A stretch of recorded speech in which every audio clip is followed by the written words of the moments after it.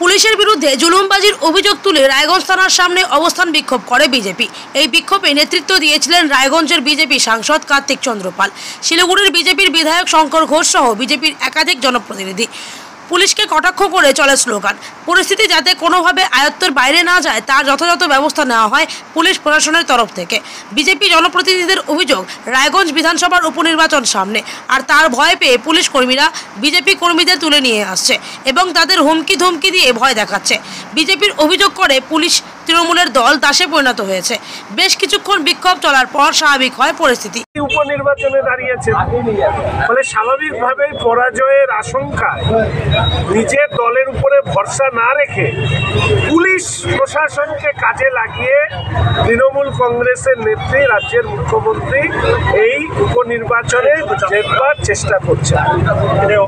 আমরা পুলিশের বিরুদ্ধে নই, আমরা পুলিশের সেই অংশের বিরুদ্ধে যারা থানায় ডেকে রাত্রেবেলা বিজেপির কার্যকর্তাদেরকে ভয় দেখাচ্ছেন, হুমকি দিচ্ছেন, তাদেরকে নানা ধরনের হেনস্থা করছেন, আমরা তার বিরুদ্ধে প্রতিবাদ জানাচ্ছি। এটা মাথায় রাখতে হবে, এই পুলিশ যারা চোপড়ার ঘটনায় চোখ বন্ধ করে রাখেন, সেই চোপড়া হাতে পুলিশের সক্রিয়তা দেখা যায় না, বরঞ্চ যারা অন্যায় করেন তাদের কাছে গিয়ে পুলিশ তাদেরকে মালিশ করতে ব্যস্ত। আর যারা এই অন্যায় অত্যাচারের বিরুদ্ধে লড়াই করছেন তাদেরকে হেনস্থা করে পুলিশ এই সমাজের কাছে কি বার্তা দিতে যাচ্ছে?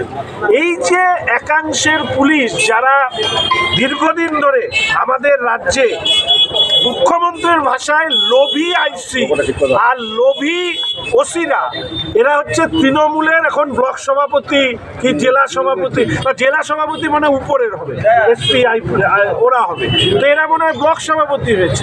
লজ্জা হয়, পড়াশোনা করে এরা চাকরি পেয়েছে মানুষের আইন শৃঙ্খলা দেখভাল করবার জন্য, আর সেই মানুষকে ভয় দেখিয়ে এরা মুখ্যমন্ত্রীর চোখে লোভী আর হচ্ছে কি লালসা এদের এত বেড়ে গেছে। আমরা তো নই, মুখ্যমন্ত্রী বলছে এই পুলিশকে লোভী, সেই পুলিশের একাংশের চামড়া কত মোটা যে আরো লোভের পূরণ করবার জন্য তৃণমূলের দলদাস হয়ে কাজ করছে।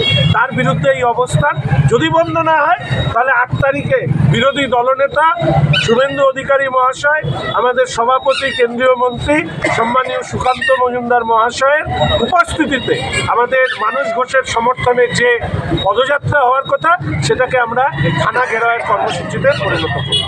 কতক্ষণ চলবে আপনাদের? একটা অবধি চলছে। কিভাবে পুলিশ বলছে যে থানা আজকে কতটা করাপ্টেড হয়ে গেছে, থানা আজকে কোথায় চলে গেছে, যে সেই থানাকে আজকে হাত করা পড়াতে হচ্ছে, এটা তারা নিজেরা বুঝিয়ে দিয়েছেন। তার প্রতিবাদে যেভাবে সাধারণ মানুষের উপরে, বিজেপি কার্যকর্তাদের উপরে রায়গঞ্জ পুলিশ তৃণমূলকে অকারণ সুবিধা পাইয়ে দেওয়ার জন্য, অন্যায্য সুবিধা পাইয়ে দেওয়ার জন্য যে অত্যাচার করছে, তার প্রতিবাদে আমাদের এই আজকে প্রতীকী অবস্থান বিক্ষোভ, যেটা মাননীয় বিরোধী দলনেতা গতকাল ঘোষণা করেছিলেন, সেটা আমরা পালন করলাম।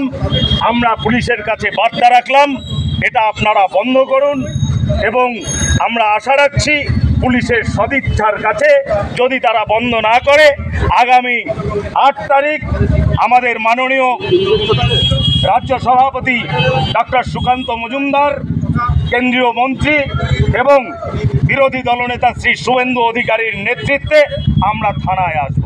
ধন্যবাদ।